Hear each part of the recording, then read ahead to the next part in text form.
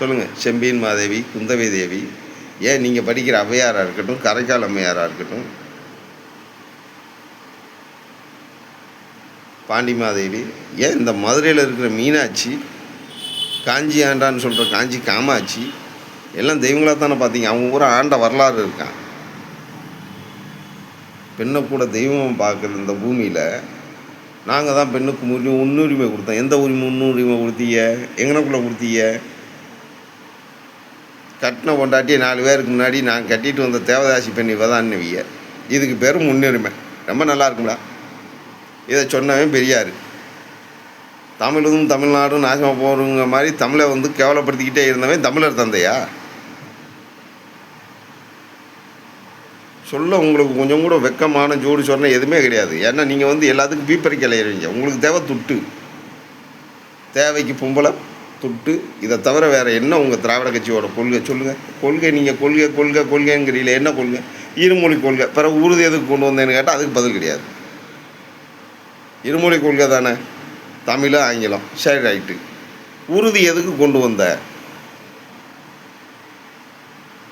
உருதுக்கு ஆசிரியரை நியமிப்போன்னு சொன்னீங்களே, எதுக்கு சொன்னேன்? சரி, தமிழர் பண்பாடை எடுத்துக்கோ. தமிழர் பண்பாடு வாழ்வியல் முறையில் எந்த தெய்வங்களை அதிகமாக இங்கே கட்டினாங்க? 48,000 கோயிலில் எந்த இடத்துலையாச்சும் கிறிஸ்டின் இல்லை முஸ்லீமுக்கு மசூதி கட்டியிருக்காங்களா? தமிழர் வாழ்வியல் வரலாறு படிச்சிருக்கேல்ல,